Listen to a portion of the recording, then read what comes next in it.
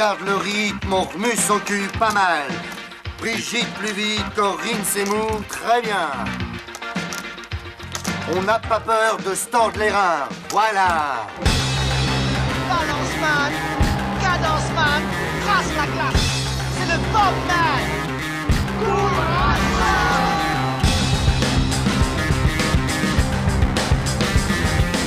Et allez, bouge-toi le cul. Allez, va chercher, grouille-toi. Où? Là! Mais ne courez pas comme des cons!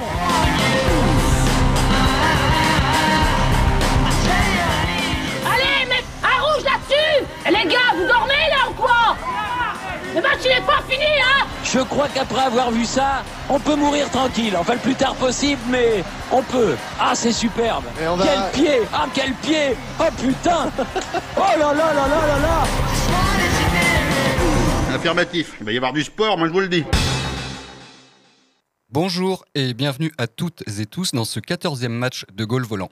Gaulle Volant, si vous ne connaissez pas encore, c'est le podcast Sport et Société, disponible sur toutes les plateformes de balado-diffusion et que vous pouvez également suivre sur tous les réseaux sociaux, Twitter, Facebook, YouTube. Alors surtout, n'hésitez pas à vous abonner, à liker et à partager nos publications, à diffuser notre podcast à tous vos proches et amis. Et en faisant cela, le saviez-vous, vous travaillerez bénévolement. Pour nous, mais aussi pour Mark Zuckerberg ou Elon Musk. Car oui, aujourd'hui, le travail gratuit se cache partout. Quand vous réservez vous-même votre billet de train par Internet, vous faites le job qui auparavant était occupé par un travailleur. Quand votre opérateur téléphonique vous interroge sur votre expérience client, vous bossez pour lui sans qu'il vous accorde une ristourne. Quand vous scannez vous-même vos articles au supermarché, vous effectuez un travail où là aucun patron ne va venir vous virer. Et le bénévolat, s'il est encadré par des horaires et qu'il implique un rapport de subordination dans l'équipe, c'est une forme de travail dissimulé. Mais n'oublions pas que plus il y aura de bénévoles, moins il y aura de chômeurs. Alors oui, parfois décrié pour s'apparenter à du travail gratuit ou dissimulé, c'est pourtant ce qui anime plus d'un Français majeur sur 3 aujourd'hui, le bénévolat. Et c'est justement à ce mot, bénévolat, que Gaulle Volant a choisi de s'intéresser aujourd'hui. Bonsoir, mesdames et messieurs. Bonsoir, comment ça va bien? Ça va bien? Ça va? Ce soir, mesdames et messieurs, ensemble, dans cette salle, nous allons essayer d'apprendre un mot. Ce mot, nous ne le connaissons pas. Je ne sais pas. Ni vous, ni nous. Le petit chat. Non, attends, attendez, non. Arrête. Ouais, ça va. Cependant, mesdames et messieurs, nous allons essayer de l'apprendre ensemble, ce nouveau mot. C'est intéressant, ça c'est bien, ça c'est bien. Mesdames et messieurs, le mot de ce soir est... Je ne sais pas qu'est-ce que c'est. Alors notre ami le petit Robert définit le bénévolat assez prosaïquement, comme la situation d'une personne qui accomplit un travail gratuitement sans y être obligée. La définition qu'en donne le CESE, le Conseil économique, social et environnemental, est-elle plus complète. Le bénévolat est l'action d'une personne qui s'engage librement sur son temps personnel pour mener une action non rémunérée en direction d'autrui ou au bénéfice d'une cause ou d'un intérêt collectif. Et aujourd'hui, le bénévolat est partout. Dans le social... Allô, SOS Détresse Amitié, bonjour. Je vous écoute. Allô? SOS détresse? Allô? Allô? Je ne vous entends pas. Allô, SOS détresse? Je suis au bout du rouleau là. Qu'est-ce que je dois faire? Allô? Appuyez sur le bouton. Allô? Rappelez-moi d'une cabine qui fonctionne. Mais aussi dans l'humanitaire. Avez-vous signé la pétition pour la libération d'Abel Chemoul, prisonnier dans les geôles fascistes? Dans le soutien scolaire. Tu sais que le soir, en ce moment, je fais du soutien scolaire de maths. Oui, oui, je sais, avec un petit 5e. Franchement, il est super bon. Là, il m'apprend les nombres relatifs. Je suis content, je progresse. Et même dans le service public de l'audiovisuel. On commence donc par cette nouvelle qui nous a complètement choqués dans la maison. Oui. Hier matin, Nagui était sur Europe 1 chez Jean-Marc Morandini et il s'est livré comme rarement. Vous êtes sur Inter en ce moment? Vous restez l'année prochaine? Oui, absolument. Ils vous gardent? Oui, ça y est. Oui, c'est un truc bête. Ils ont dit ça marche. Est-ce que vous avez envie de continuer? Je dis oui, je suis heureux. Comme c'est du bénévolat en même temps, on peut pas parler de salaire. C'est un défraiement à Inter. Donc on continue. Voilà. Du bénévolat? Alors, oui, que dire? Je sais pas. Que dire déjà? Merci Nagui de se consacrer comme ça à une activité humanitaire. Quel homme. Et puis surtout, et c'est ce qui va nous intéresser aujourd'hui, le bénévolat est très présent dans le domaine du sport, Le sport amateur, bien sûr, mais aussi professionnel. Selon le ministère des Sports et des Jeux Olympiques et Paralympiques, ce sont 3,5 millions de personnes qui œuvrent bénévolement chaque année dans une des 360 000 associations sportives en France. Et alors qu'on comptabilise dans le secteur associatif sportif près de 82 000 salariés, des études avancent que le volume de l'activité bénévole dans le sport équivaut lui à 274 000 équivalents temps plein. Ce sont donc près de 5% des Français qui sont bénévoles dans le sport, qui donnent de leur temps pour faire vivre les buvettes de clubs de village, pour permettre à une équipe de foot d'une cité de jouer contre la cité voisine, ou même pour rendre possible la tenue des Jeux Olympiques à Paris l'année prochaine. 5% d'hommes et de femmes qui également parfois s'épuisent et se découragent. Là, je n'en peux plus. Je suis en bout du rouleau. J'ai envie de rentrer, me foutre mes 100 watts et terminer mon soir. Alors, pour cette assemblée générale de Gaulle Volant, j'ai convoqué tout le monde. On va maintenant voir qui a répondu présent. Qui c'est qui est là? Enfin, c'est le rendez-vous des glandules, là, ou quoi? Jolie brochette.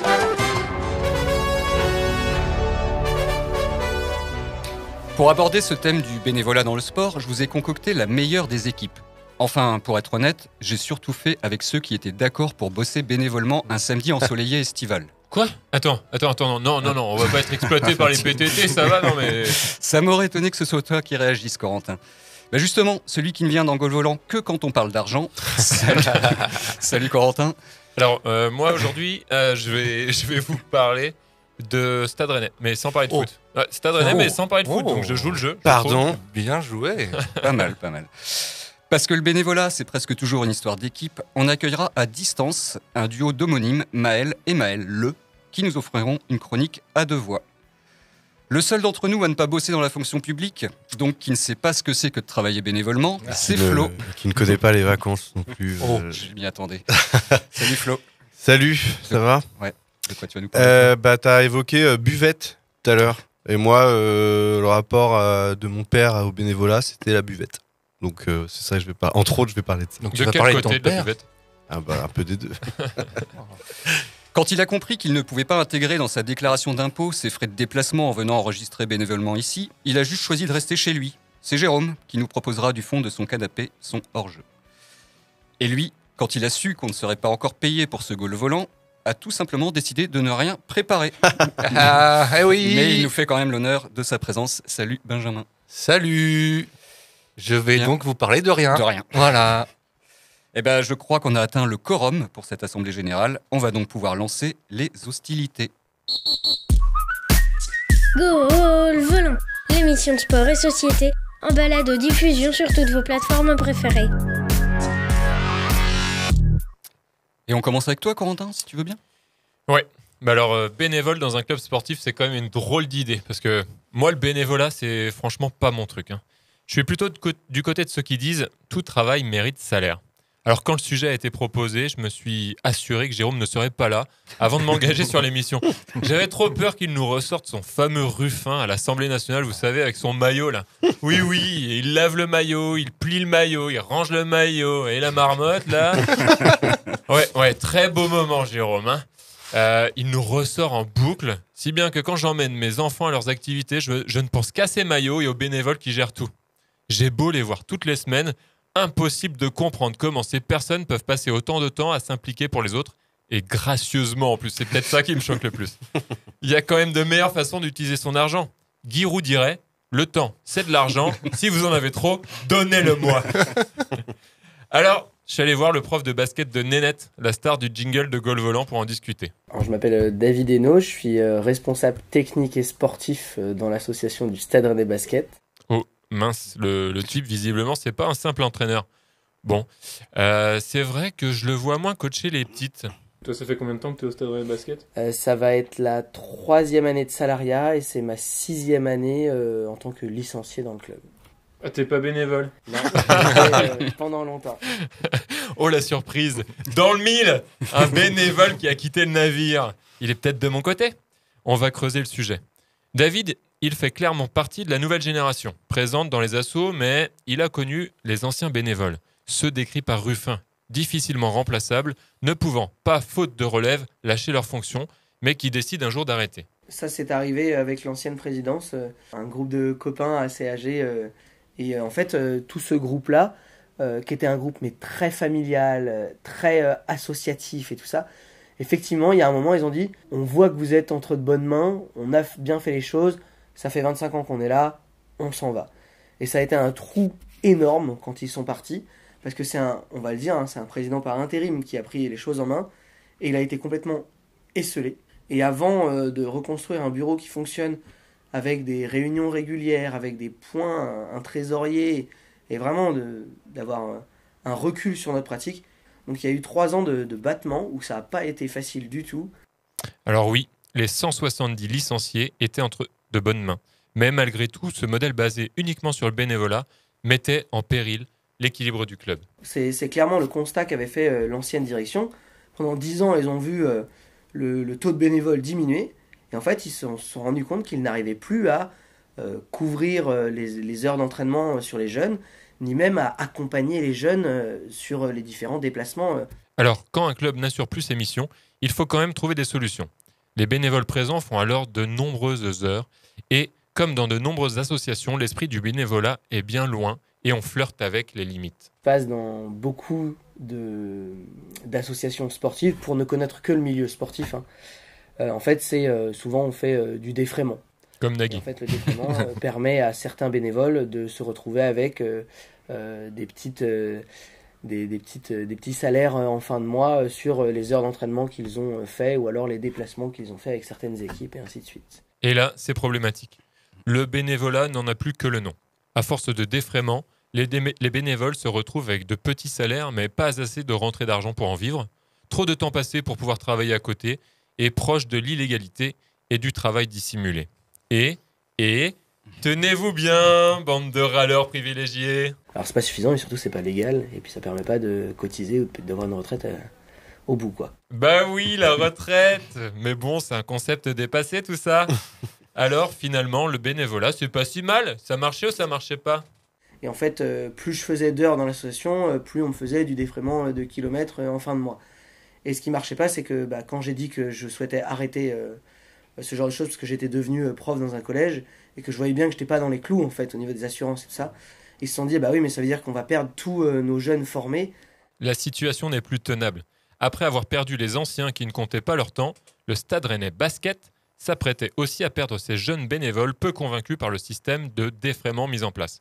Et c'est là qu'a lieu ce qui ressemble à une petite rupture avec le bénévolat. Il va falloir qu'on embauche ou qu'on trouve des gens motivés pour le faire. Et oui, la motivation numéro 1 était quand même l'aspect financier, quoi. Et cette rupture entre je donne de mon temps pour une association et je viens parce que c'est payé, encore très présente maintenant. Alors, au-delà des freins budgétaires à la mise en place du salariat, on a abordé des questions idéologiques. C'était une association familiale qui avait un vrai ancrage dans le quartier, donc il y a aussi dépassé l'idéologie de l'asso pour devenir peut-être quelque chose de plus structuré, tout simplement. Et cette idéologie-là, on a quand même mis 3 ans avant de faire comprendre aux gens qu'il était nécessaire de salarier quelqu'un pour pérenniser les choses. Au cours de notre discussion, une phrase prononcée par David fait écho à ces propos. Les jeunes sont riches en temps. C'est pourquoi le Stade Rennais Basket mise énormément sur leur formation. Tout le principe de mon boulot, c'est de faire en sorte que les prochains bénévoles soient des bénévoles formés. C'est qu'aujourd'hui, on ne peut pas s'appuyer sur les parents, parce que les parents, ils ont leurs emplois du temps, ils ont les emplois du temps des différents enfants, et en fait, on ne peut pas demander à un parent aujourd'hui de suivre son enfant toute l'année, tous les samedis et 2 fois par semaine aux entraînements. Donc le choix qu'on a fait, c'est de miser sur un club de jeunes.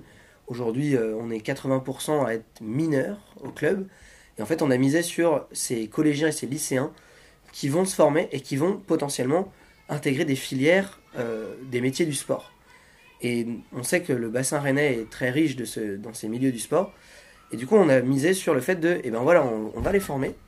Et du coup, ce seront les bénévoles formés de demain. Donc vous l'aurez compris, David, le salarié, est finalement loin d'être opposé au bénévolat qu'il sait nécessaire. En guise de conclusion, je vous propose d'écouter cette belle image qui, je suis sûr, plaira aux fans de bicyclette que vous êtes. Moi, je suis juste le petit moyeu. Et l'objectif, c'est de trouver tous les rayons qui sont autour de moi pour tenir la roue. Elle est belle. Parce que le but, c'est que je m'efface le plus possible. Et c'est ce qu'on essaye de faire dans une asso pour rendre aux adhérents ce qu'il aurait dû, en fait, de la reconnaissance et qu'à la fin de l'année, les coachs, les entraîneurs, les bénévoles, ceux qui ont tenu la buvette et tout ça, on leur dise merci d'avoir été là. Moi, j'ai pas besoin des merci, c'est mon boulot, c'est ma passion. Et c'est important que ça revienne à ceux qui étaient là et qui étaient des bénévoles. Merci Corentin.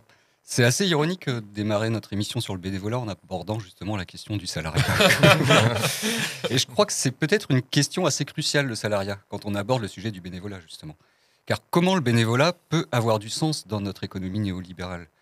Parce que oui, en fait, le bénévolat peut apparaître comme une solution à certains dans cette idéologie pour laquelle le salarié ou le salariat peut poser un problème, quoi. La plaie de l'entreprise, c'est le salarié. Absolument. Alors le salarié, il arrive, il est jamais content. Ça va jamais. Ça va jamais. Il pense qu'à partir le soir, il pense ça au chèque à la fin du mois. Vendredi soir, il pense à moi. Jamais content. Jamais. Demande des augmentations.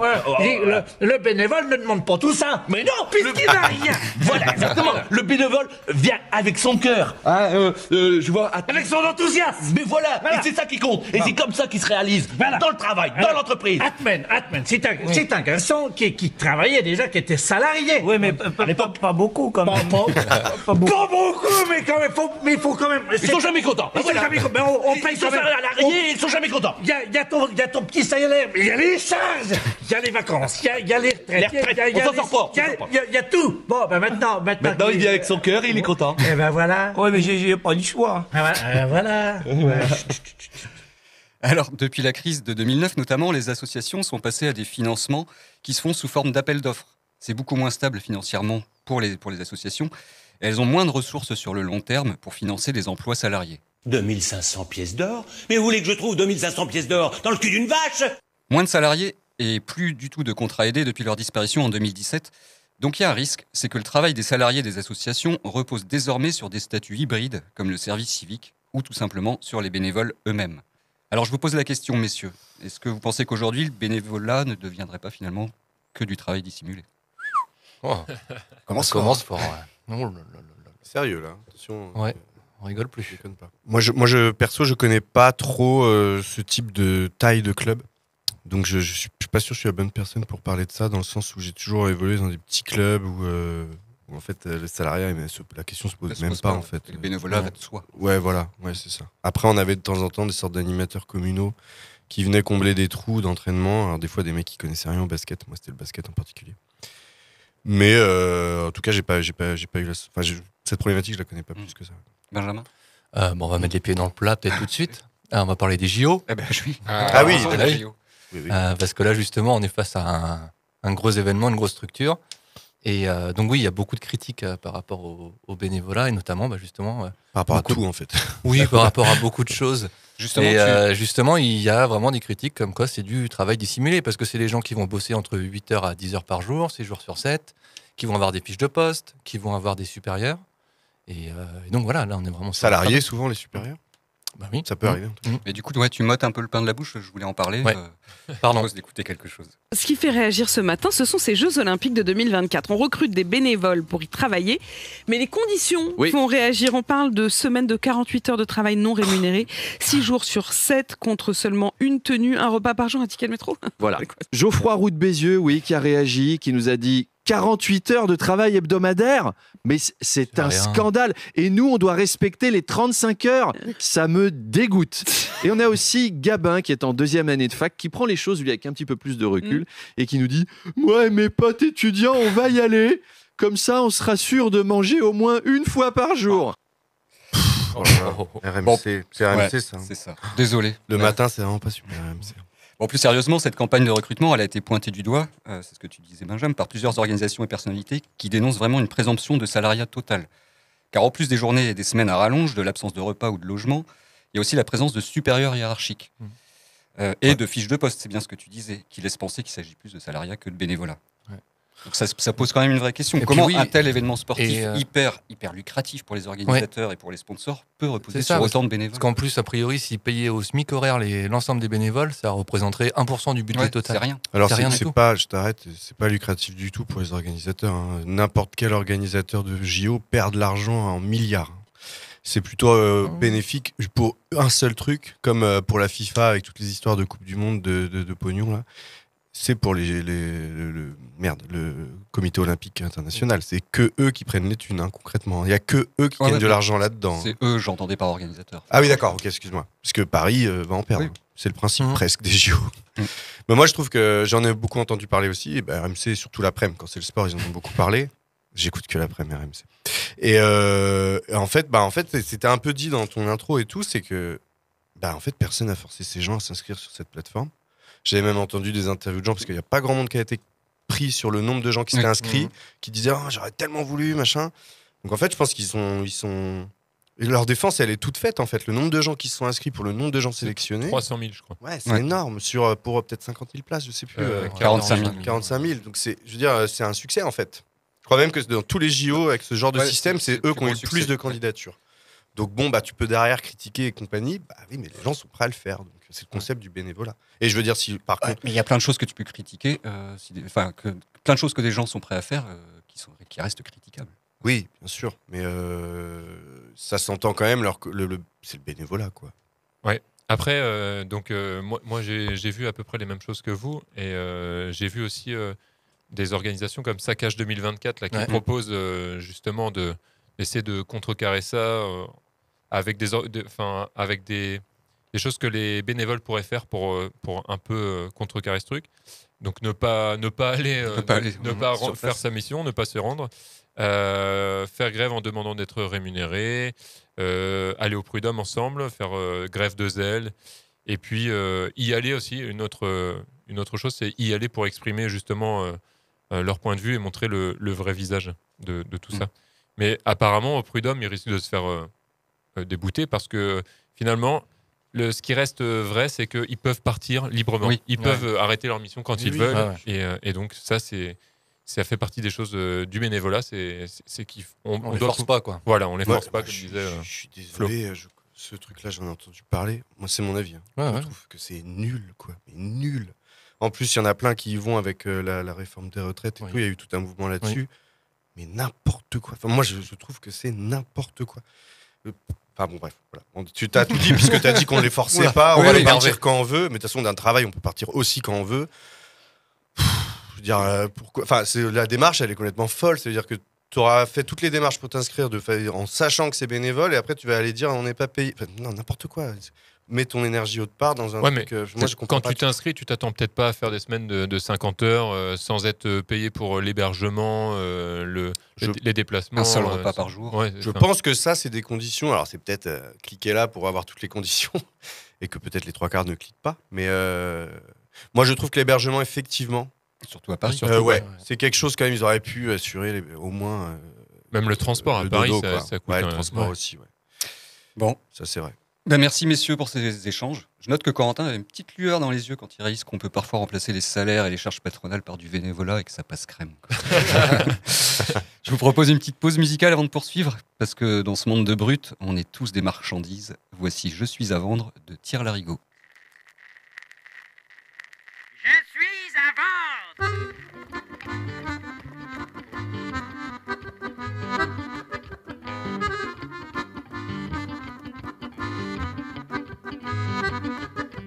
Je suis à vendre. Je suis à vendre. Je suis à prendre ou à laisser dans le fossé. Petite épave, j'irai crier, je suis à vendre.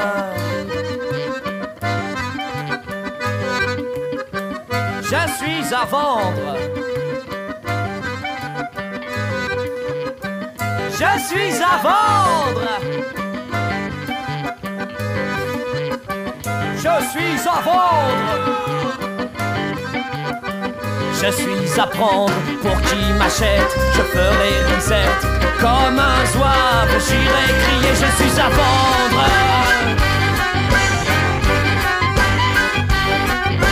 Je suis à vendre. Je suis à vendre. Je suis à prendre. Qui veut de moi sera mon roi. Et moi son brave. J'irai crier, je suis à vendre. Je suis à vendre. Je suis à vendre. Je suis suis à prendre. Et pour pas cher, j'offrirai ma chair. Je serai l'esclave qui va crier je suis à vendre.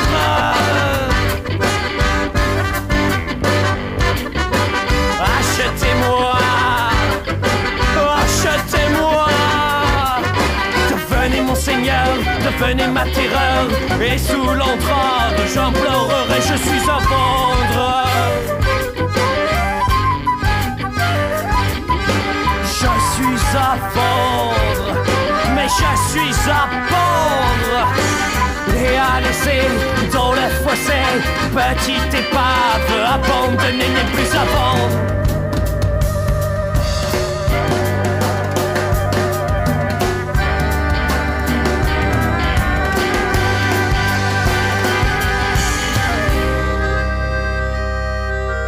Petite épave n'est plus à vendre.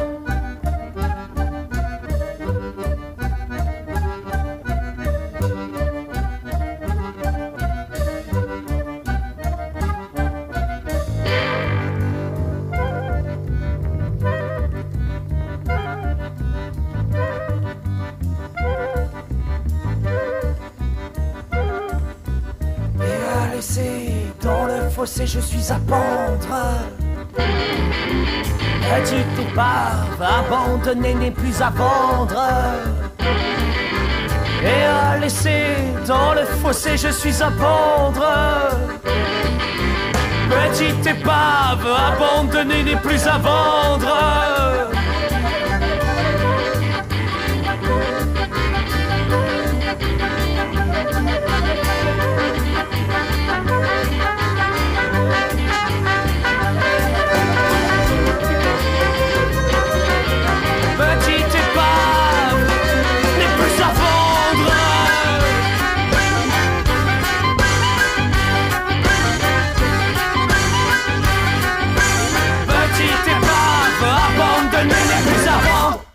C'était Je suis à vendre par Thierry Larigot.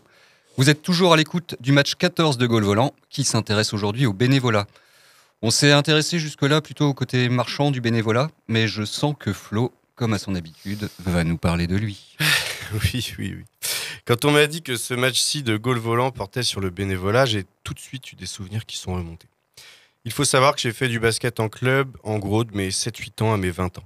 Et je n'ai pas cessé de voir les parents de notre génération de joueurs être là sur le bord du terrain, que ce soit comme arbitre, comme chronométreur, comme faire la table, comme on disait, ou bien même comme coach, et même à tenir la buvette. Big up papa. C'était plus simple la buvette pour mon père, il est autant sportif que Depardieu à peu près. Et il connaît les règles du basket comme Depardieu. Tu me diras, ça se trouve, Depardieu, il connaît bien les règles du basket. Ça se trouve, il se fait des matchs de NBA la nuit, tranquille sur son canapé. Bon, ça m'étonnerait, mais... Donc la buvette, c'était banco pour lui. Pas trop besoin de suivre. Il pouvait s'en mettre sous le coude un peu, mais pas trop quand même. Il fallait ramener la smala après. Si les gens dans la salle avaient l'air contents, c'est qu'on avait gagné. Sinon, tant pis, on pouvait toujours boire un coup. Parce que vraiment, ils ne comprenaient pas les règles. Ils ne comprenaient pas qui avait gagné. Des fois, ils me disaient, 2 jours après, ils me disaient, t'as gagné samedi. C'était assez drôle. Ma mère, c'était autre chose, elle. Attention, 15 ans de basket. Dans sa jeunesse. 1m50, mais un shoot de l'enfer. Autant vous dire que quand il a fallu choisir un sport pour ses enfants, on n'avait pas trop notre mot à dire. Je me suis toujours réclamé de ça, d'ailleurs. Nous, les Caverina, on est une famille de basketteurs, mon pote. Bon, ouais, comme les Parker ou les James, ouais. T'enlèves l'argent, les titres, la taille aussi, il faut bien le dire, mais quand même un titre de D5 mini Milli-Vilaine 2001, ça claque quand même un peu, c'est pas vrai du tout. Je m'égare encore, pardon. Sans nos parents, sans les parents des autres, sans nous-mêmes aussi, qui restions littéralement toute la journée à la salle pour faire la table, arbitrer les petits, coacher aussi parfois. Sans tous ces gens-là, le club où j'étais, et même tous les petits clubs de tous les sports partout en France, ne pourraient pas exister. Et c'est un peu une mise en abîme, messieurs, aujourd'hui, car nous qui sommes en train de vous parler dans cette émission, nous sommes aussi bénévoles. Et en plus, on fait du sport. Ah non, mince, il y a Mathieu, ça fonctionne pas, désolé. Moi, j'adorais voir les adultes courir partout, se démener pour nous emmener à l'autre bout du département, devenir commercial d'un jour dans leur boîte pour nous dégoter des beaux maillots. La fierté dans leur regard quand on gagnait un match, parfois c'était rare certaines saisons. Les barbecues en fin de saison avec tout le club qui était là, ou alors encore ceux avec seulement le noyau dur. Quelqu'un parlait de club un peu familial tout à l'heure. Donc nous, on avait les Battels, les Roblos, les Caverinas, nous. Le bénévolat, c'est ça aussi, découvrir des gens, être tolérant, patient, sortir du système capitaliste pour penser communauté et but commun. Ce but est souvent de faire plaisir aux enfants et qu'ils s'épanouissent dans une activité. Les miens grandissent et je me dis qu'au fond, je n'attends que ça, de griller des merguez et de servir des bières et de voir dans leurs yeux le bonheur de jouer avec leurs potes. Merci Flo. Très touchante. On peut faire ça en étant payé, je pense. Il y en a qui le font en étant payés. Mais je trouve que c'est beau quand c'est bénévole. Vraiment, je trouve que c'est une belle valeur, le bénévolat. Ouais, tout à fait. Ta chronique, elle montre bien comme le bénévolat, c'est avant tout un système social qui permet des rencontres, des découvertes, des expériences. Ça crée du lien social, puis ça permet surtout à des petits clubs aussi de continuer à exister. À la buvette, au stand de galettes saucisses, aussi sur le terrain, il y a des bénévoles qui coachent aussi des équipes. Et c'est justement le thème du conseil culturel que je vous propose maintenant. Le conseil culturel de Gaulle Volant. Le conseil culturel.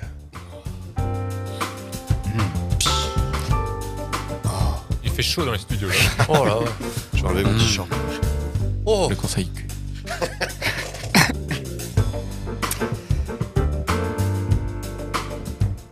Je voulais évoquer dans ce conseil Q l'un des plus touchants entraîneurs bénévoles que le cinéma nous ait donné à voir. Celui qui est magnifiquement interprété par Peter Mullan dans le très très bon film de Ken Loach, My Name is Joe, sorti en 1998. Alors Ken Loach, pour celles et ceux qui ne connaissent pas, est ce qu'on appelle un réalisateur engagé. Très engagé même, et plutôt très très à gauche, désolé Flo, à tel point... On défend les valeurs du bénévolat. À tel point qu'il est souvent perçu en Angleterre comme anti-britannique. Le Joe de My Name is Joe, c'est un ancien alcoolique au chômage qui déborde d'énergie et consacre une grande partie de son temps à coacher bénévolement la plus mauvaise équipe de football amateur d'un quartier sinistré de Glasgow, les Nomades, composé de chômeurs et de petits délinquants. Un entraîneur plein d'humour, aux méthodes assez expéditives, comme dans la scène où il vient réveiller ses joueurs chez eux en faisant croire à une descente de police.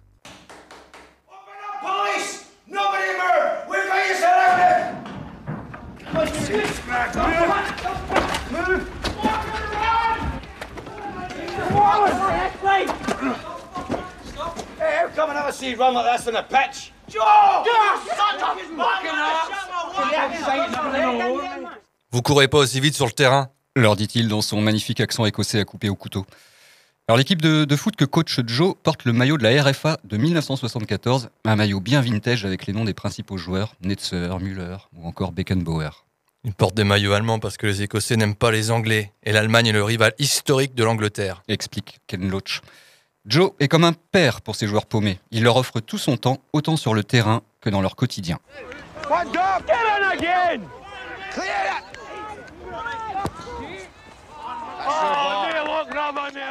Mais le jour où l'un d'eux commence à avoir des problèmes avec la petite mafia locale, Joe va s'embarquer dans une spirale infernale et mettre en péril sa liaison naissante avec Sarah, une assistante sociale qu'il vient de rencontrer.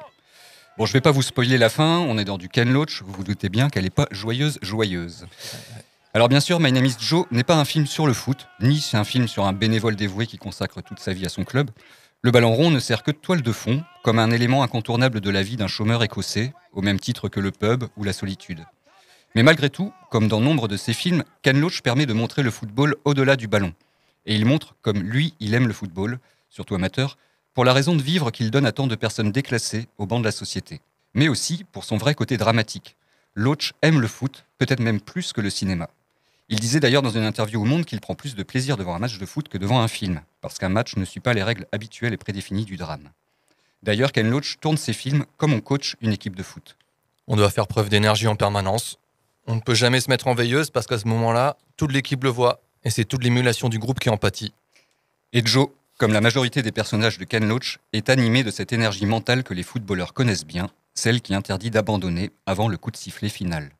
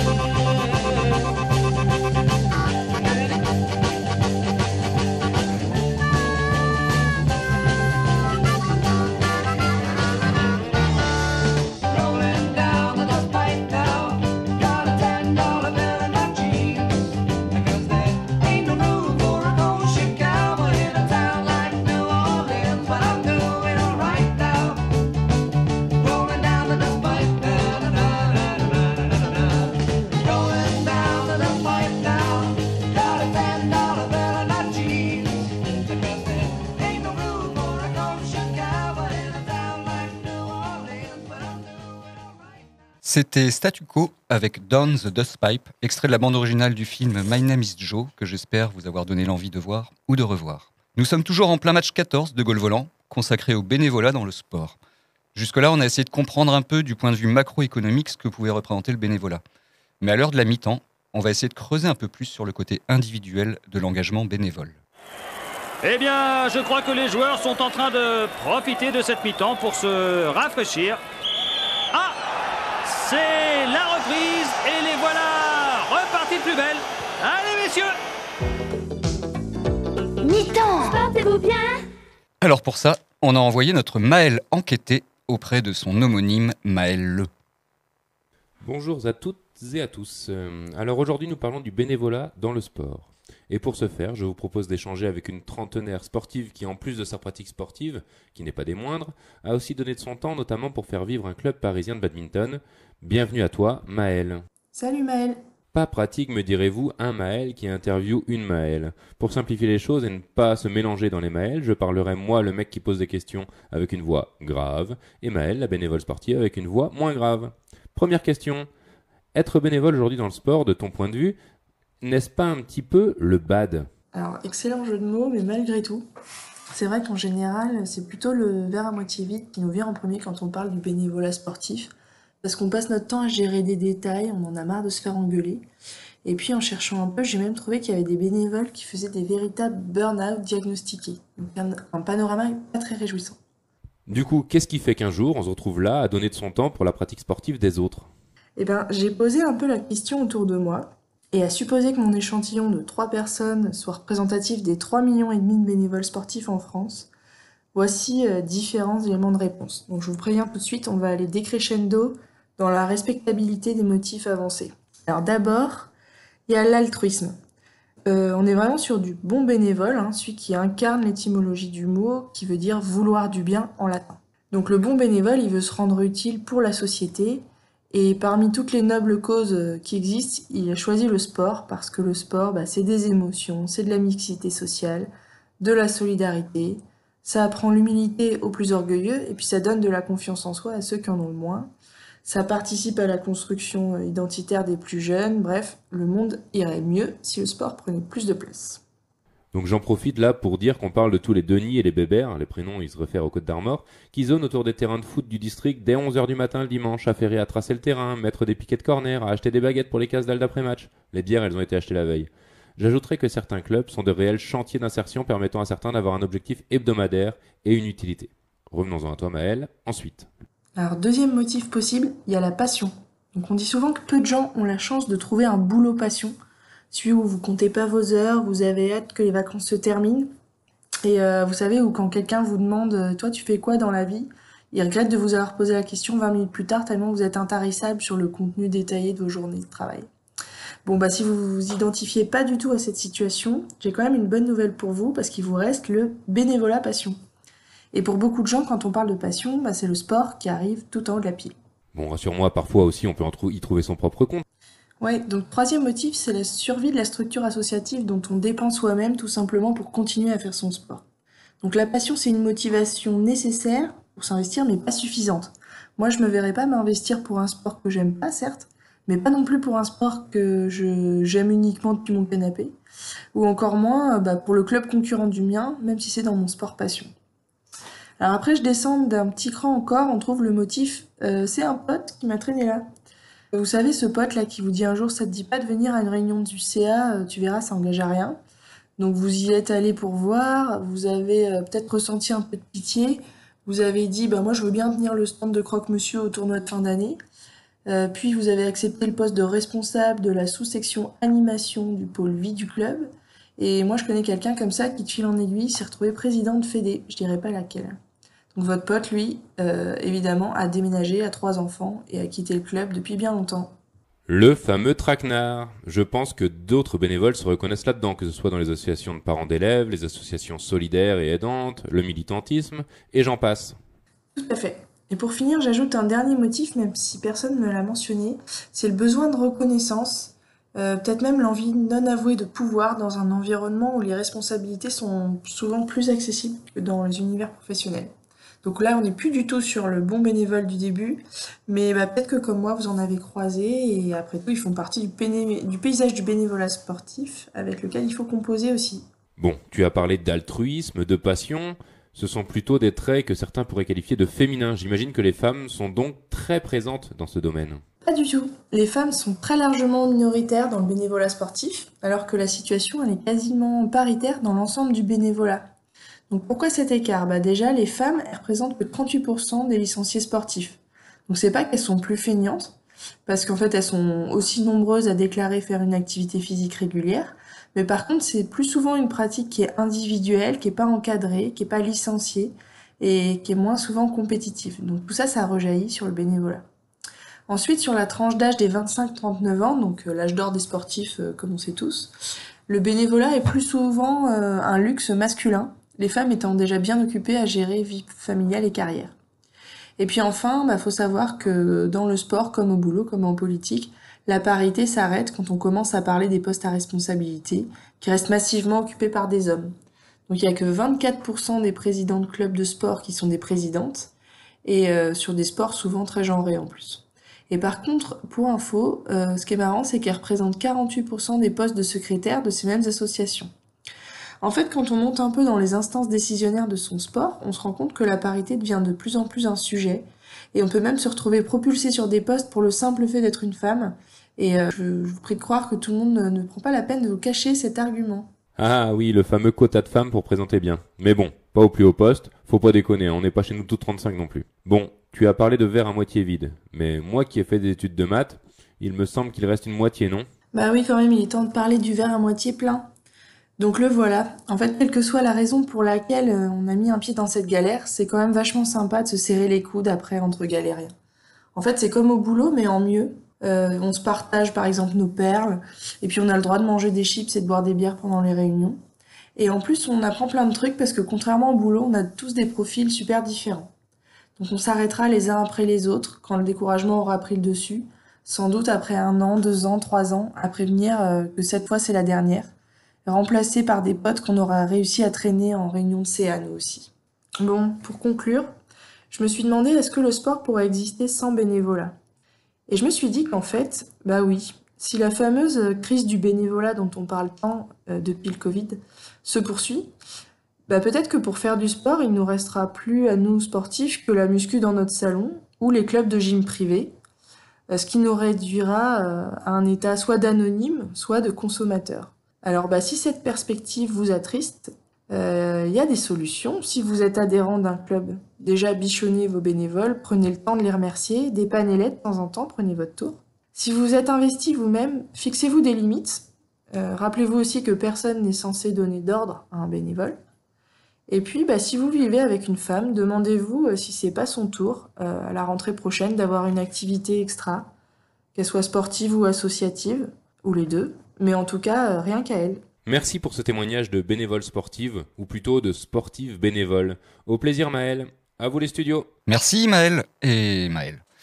Je sais pas ce que vous en pensez les gars, ça fait quand même du bien d'avoir un point de vue féminin et féministe pour une fois dans Golvolant. C'est sûr. C'est rare. Mais c'est bien. Il en faut plus. Il en faut plus. On lance un appel. En direct, aujourd'hui, le 17 juin 2023, nous lançons un appel, une bouteille à la mer. J'arrête. Mais pourquoi ? C'est quoi ton appel ? Il faut plus de femmes, faudrait que des femmes viennent chroniquer ou présenter Golvolant. Voilà. En même temps, vous faites peur. Oui, c'est pas faux. Un peu coco aussi. Mais justement, Maël et Maël abordaient un point que je trouve assez essentiel à la fin de leur intervention. Mais est-ce que le sport peut se passer du bénévolat ? Maël, elle nous disait que les sports plus individualistes se développent, et cela dans de plus en plus de structures privées. Donc à première vue, on pourrait se dire que le sport peut se passer de bénévolat, le relais étant pris par le privé au détriment de l'associatif. Moi, je pense pas. Je vois pas comment ça peut... Il y a la quantité de... Alors là, tu parles de sport individuel, mais la quantité de petits clubs, il y en a partout. Et je vois pas comment ça serait possible que, même si ce sont des sociétés privées, en fait, non, c'est pas... Ça fait vivre tous les petites villes, les villages et tout ça. Dans notre système français, c'est impossible. Ouais, c'est pour moi. Et puis surtout dans le contexte, je pense aussi économique actuel, c'est que face aux aides, à la baisse des aides des collectivités, les clubs et les associations, ils peuvent pas du tout se passer de bénévoles. Il y a eu quand même un âge d'or aussi des subventions et il y avait tout autant de bénévoles. Alors, moi, je suis pas du tout d'accord avec vous. Notamment dans mon reportage, on voit bien que finalement, on n'a pas le choix que de s'en passer du bénévolat. Parce que, par exemple, chez les anciens, le taux d'engagement des 65 ans, il cesse de diminuer. Il passait de 37% à 26% en 10 ans, selon France Bénévolat. Et en fait, on se rend compte qu'il y a plein de difficultés. Il n'y a plus de président, il n'y a plus de trésorier, il n'y a plus de secrétaire. Parce que c'était tout le temps les anciens qui avaient ces profils-là. Et donc, en fait, les licenciés sont de plus en plus des consommateurs de l'associatif. Ils s'investissent de moins en moins ou alors ponctuellement. Et moi, ce que je prône, c'est que le sport, c'est d'intérêt public et qu'en fait, ça doit être financé par les pouvoirs publics et en fait, les collectivités. Et donc, l'intérêt, il est multiple. La création d'emplois. Tout à l'heure, Mathieu, tu parlais des équivalents temps plein. Moi, j'avais un autre nombre, mais c'était 116 000 équivalents temps plein. Mais bon, bref, on n'est pas à la louche. 100 000, 200 000. La stabilité des structures. On voit que pour toutes les associations, tout le monde galère à trouver des volontaires.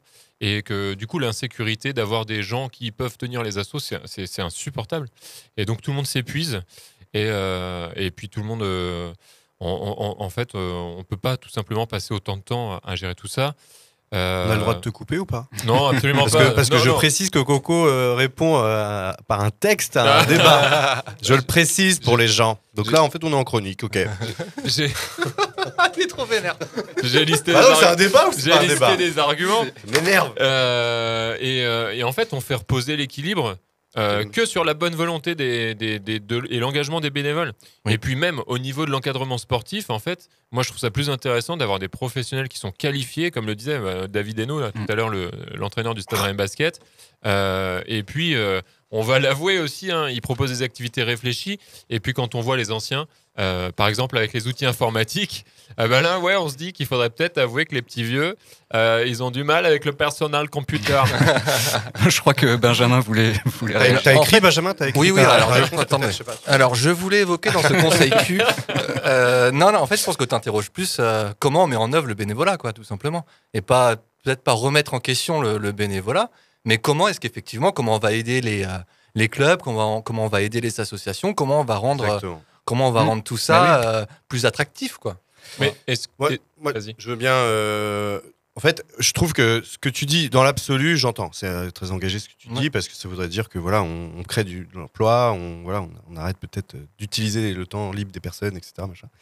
Je pense qu'il y a un truc qu'on se rend peut-être pas compte, nous, parce qu'on est dans ce milieu-là en France, etc. Mais on a un nombre de clubs incroyable, un nombre d'associations de manière générale incroyable. Je crois qu'on est quasiment le premier pays au monde en taux d'associations par rapport au nombre de gens. Et donc, si tu fais ça, donc c'est plein de bonnes intentions, ça fait très truc de gouvernement, ça, ce que tu dis. Et si tu fais ça, en 1 an, 2 ans, tu perds, je suis sûr, 40% de tes clubs. Parce qu'en fait, qu'est-ce qu'ils vont dire? Ils vont dire, on a pris un salarié, donc du coup, par contre, les 2 petits clubs, là, vous allez ensemble voir les 3 petits clubs, voir les 4 petits clubs du coin, et puis maintenant, le club, c'est Caredon, et puis tous les autres petits clubs de foot, ils s'arrêtent, etc., etc. Et tu te retrouves dans un système qui ressemble beaucoup au système anglo-saxon. Je crois que j'avais dit dans une émission, aux États-Unis, quand tu veux emmener ton gosse au basket, il y a très peu de clubs, faut payer souvent, on paye nous des licences, mais là, il faut vraiment payer un peu du fric.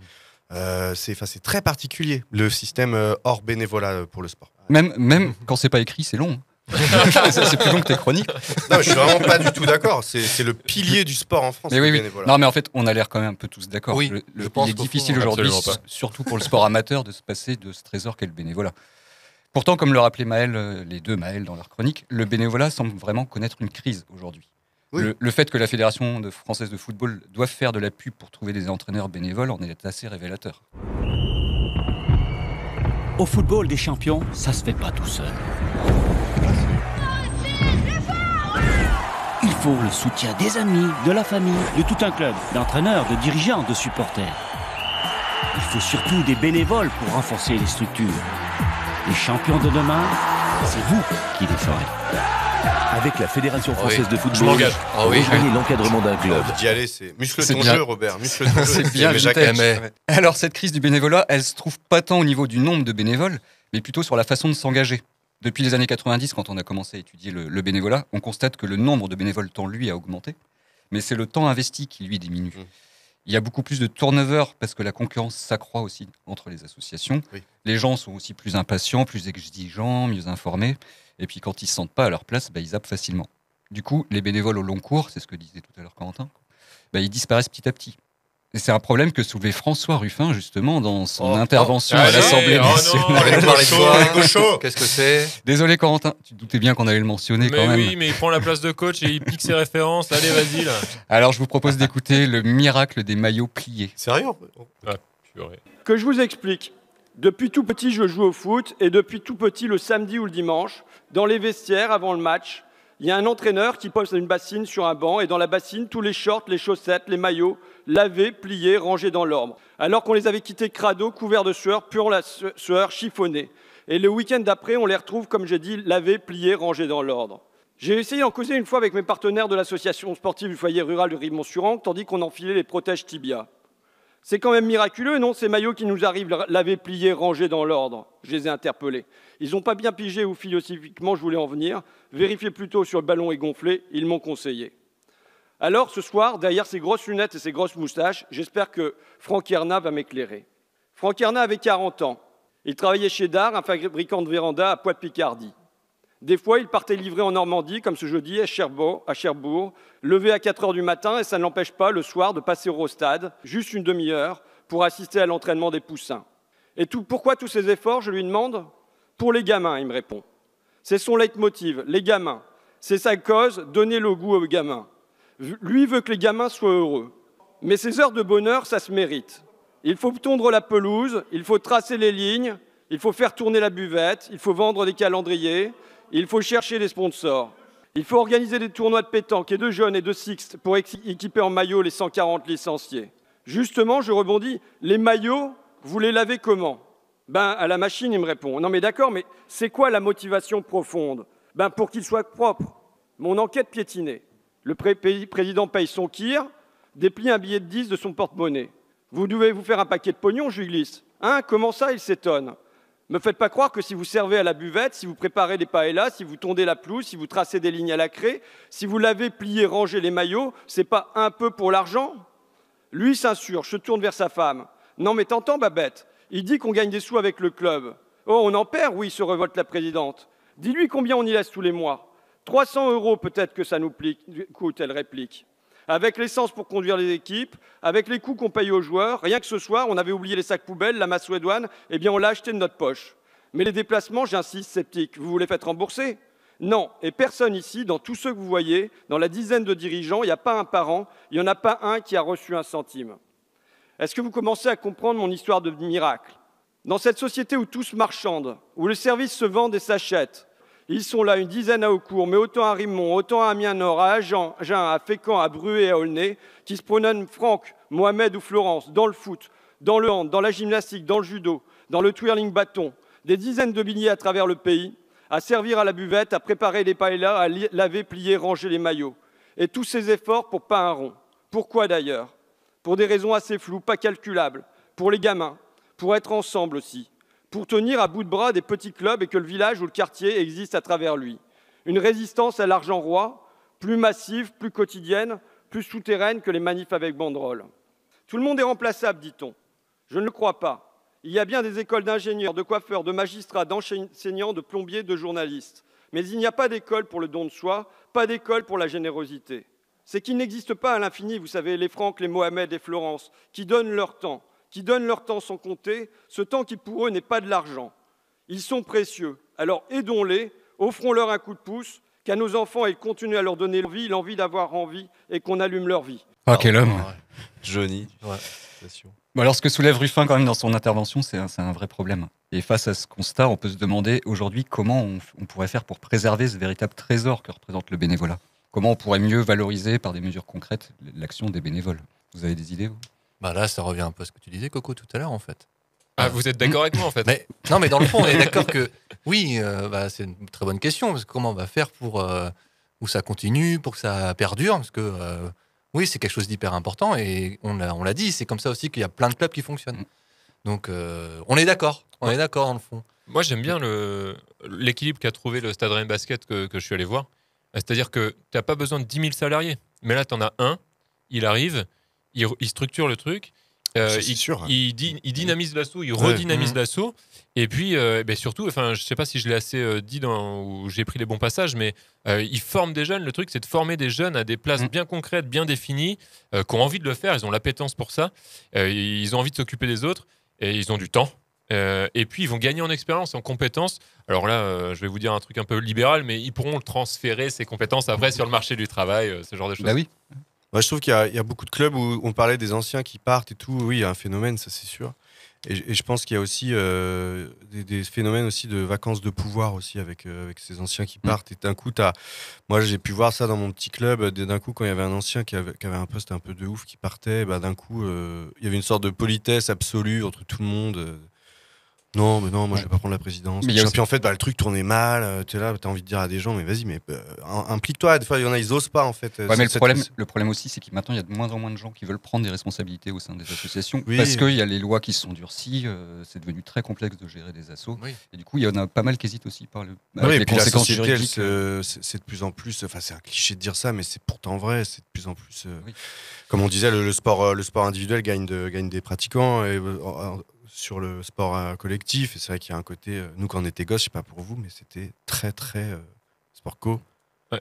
Mathieu, ce que tu viens de dire, c'est hyper important. En fait, moi je pense qu'il faut vraiment un statut juridique du bénévole. Mais ça n'existe pas déjà. Non. Il y a juste un dispositif qui est assez méconnu qui s'appelle les congés de représentation. C'est juste ça. Il n'y a pas de statut de bénévole. Tu as juste droit à 9 congés par an. Il n'y a pas de statut de bénévole, t'es sûr de ça? Et justement, Corentin, ça me fait penser à ça. Dans un très bon livre que je vous conseille qui s'appelle Libérer le sport, il y a Nicolas Bonnet qui est responsable de la commission sport du Parti communiste français. Et Adrien Pécou qui est journaliste au service sport du Monde, qui avance des pistes, et notamment celle d'un vrai statut de bénévole associatif, qui permettent une reconnaissance formelle au sein de la société en donnant du temps et des moyens pour exercer le bénévolat. Un salarié engagé dans ce type d'activité, il disposerait peut-être d'un volant d'heures prélevé sur son temps de travail pour exercer son bénévolat, un peu au même titre qu'un mandat syndical. Mes amis, regardez ce ciel rouge. Il est la couleur de votre sang, la couleur de votre cœur qui bat pour les autres, autant que pour vous. Vous êtes généreux et je suis fier d'être votre directeur. Mais certains profitent de votre dévouement. Ils vous traitent comme des esclaves. Que dis-je? Pire encore, puisque les esclaves étaient logiquement logés par leur maître. Alors, mes amis, le temps est venu pour vous d'appliquer le proverbe « Toute peine mérite salaire ». Pour cela, je fonde le syndicat des bénévoles. Et ensemble, nous allons lutter. Oui, mes amis, lutter pour vos droits et nous vaincrons. Bon, alors, sans être dans la caricature, cette idée de décharge non syndicale mais bénévole est plutôt intéressante. Et puis ça irait à l'encontre de la logique actuelle qui marchandise le temps libre. Oui, carrément, on va dire à l'État qu'il faut encore mettre des thunes dans un truc comme ça. Mais c'est ce qu'on dit, il faut une vraie politique. Oui, des crédits d'heures, c'est pareil. David, que j'ai interrogé, il parlait de la cotisation pour la retraite. Enfin, ça, t'imagines comment tu mets en valeur le bénévolat en faisant ça et puis la retraite, c'est un vrai sujet en ce moment. Donc voilà, ou même il y a plein d'autres pistes. La reconnaissance vraiment et la mise en valeur de ce que font les gens. La VAE, par exemple. Reconnaître, validation des acquis d'expérience, reconnaître que ton expérience en tant que bénévole puisse te servir après dans le Ça, c'est pas possible à l'heure actuelle. 0, 0, 0, 0. Vraiment rien du tout. Ok. C'est vrai que c'est dommage. C'est vrai que c'est un peu con. Ouais. T'as des mecs qui se sont donnés, ou des femmes. Il y a des choses qui sont importantes, c'est en fait l'investissement humain. C'est-à-dire qu'on va pas, c'est pas juste de l'investissement financier et tout ça. On va sortir de là et on va faire de l'investissement humain.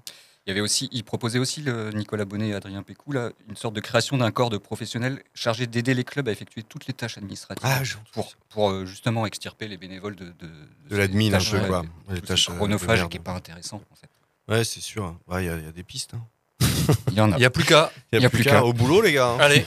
Bon, merci pour ces échanges constructifs. On a oublié de, vite fait, excuse-moi Mathieu, je te coupe, on a oublié aussi de dire que on en parlait tout à l'heure, dans les sports pro, dans les clubs pro, il y a des bénévoles, quoi, sur les temps de match, même des fois dans les petites équipes de jeunes et tout, même au Stade Rennais et compagnie. Ça, on a oublié de le dire aussi, les clubs pro tournent aussi grâce, en partie, sur des trucs un peu à la marge, mais grâce à des bénévoles aussi, quoi. C'est quand même important de le dire. Ça permet une reconnaissance aussi aux jeunes du club. Ouais. Voilà, tu vois, par exemple, le Stade Rennais, pendant le match, ce que je disais, il y a des mecs qui viennent tirer les bâches, qui viennent machin, puis ça rigole pas. Hein, pendant 3-4 heures, c'est physique et tout, quoi. Eh ben merci. Je vous propose maintenant de retrouver Jérôme du fond de son canapé avec son hors-jeu. Hors-jeu, le but est lâché. Non mais comment il peut siffler hors-jeu? Alors aujourd'hui, petit pas de côté une nouvelle fois, un petit pas chassé pour parler du tennis féminin. Bon alors moi, comme chaque année, j'ai beaucoup regardé Roland-Garros. Cette année, j'ai même pu bénéficier avec mon employeur d'un congé biberon Roland-Garros, qui m'a permis de bien suivre le tournoi. J'étais beaucoup donc devant France Télévisions, voire j'étais vraiment trop devant France Télévisions. Mais je n'avais pas Amazon Prime, qui diffusait chaque soir un match en night session, moyennant un abonnement évidemment. Et bien sûr, Amazon, en lien avec les organisateurs du tournoi, récupérait le soir un match présenté comme une tête d'affiche. Alors sur ces 10 têtes d'affiche, combien étaient des matchs de tennis féminin ? Un seul, le match donc entre Sloane Stephens et Aryna Sabalenka, le dimanche 4 juin pour le 8e de finale du tournoi féminin. Parmi les personnalités à regretter cela, notamment Jessica Pegula, numéro 2 mondial.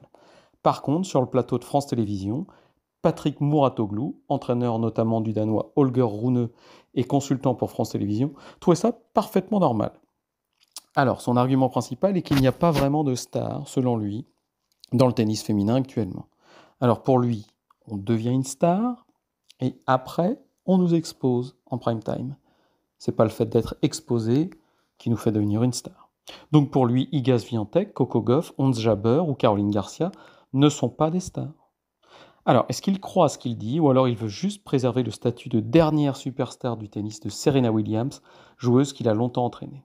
Au moment où il déclarait ça sur le plateau, Marie Pierce, consultante aussi pour France Télévisions, partage son point de vue. Après, en tant qu'ancienne championne, notamment lauréate de Roland-Garros 2000, elle défend peut-être le tennis féminin de sa génération. Seule Justine Hénin essaya alors de contester la théorie foireuse de Mouratoglou. À la tête de Roland-Garros, on trouve Amélie Mauresmo, ancienne championne. C'est elle qui s'est retrouvée devant les médias à défendre la programmation. Pareil, Mauresmo défend peut-être son époque de pratique du tennis comme étant la meilleure. Il y a peu, elle déclarait dans le journal L'Équipe qu'elle avait connu l'âge d'or du tennis féminin, car il y avait plein de championnes à ce moment-là, capables de gagner le tournoi. Cette année, Swiatek était présentée comme la grande favorite du tournoi. Et elle a gagné. Mais on a l'impression que chez les hommes, quand le résultat est prévisible, c'est le signe qu'il y a des superstars, et chez les femmes, c'est que le niveau n'est pas assez élevé. En tout cas, moi j'ai largement préféré cette année le tournoi féminin, grâce à la sympathie d'Ons Jabeur, à l'attitude conquérante d'Haddad Maia, au niveau de jeu impressionnant de la gagnante Iga Swiatek, aux conférences de presse et aux revers de Coco Gauff, aux parpaings envoyés par Sabalenka, à la résistance de la finaliste Mouchova. Et je préfère ne plus écouter l'avis de Patrick Mouratoglou sur le tennis féminin. Et je te comprends tout à fait, Jérôme. Alors oui, vous l'aurez compris, Jérôme a eu tout le temps de s'adonner à ce qui relève du Graal pour tout tennisman qui se respecte, celui de pouvoir suivre les matchs de Roland-Garros en intégralité. Chose qu'il n'avait pas dû avoir l'occasion de faire depuis la fac, je pense. Merci donc le congé paternité. Et surtout... Ah, c'était un congé paternité. Surtout, toute l'équipe de Gaulle Volant souhaite la bienvenue dans ce monde hostile mais magique à la petite Anita. Oui.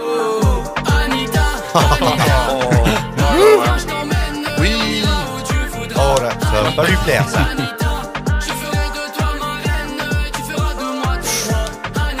C'est bon ça. Ah. Tout le monde danse dans le studio. Putain, j'ai envie d'aller en boîte de nuit là. Ouais. Putain. Ça c'est de la musique. Ouais. Ça dure longtemps encore?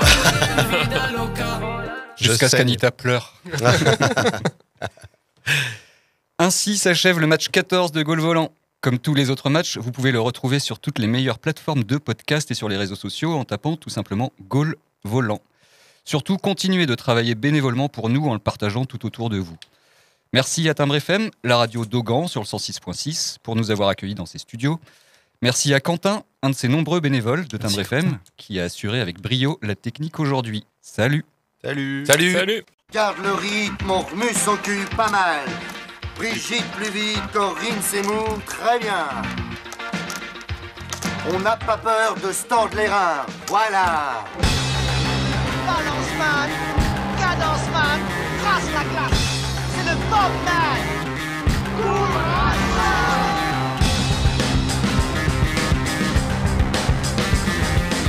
Et allez, bouge-toi le cul. Allez, va chercher, grouille-toi. Oh. Là. Mais ne courez pas comme des cons.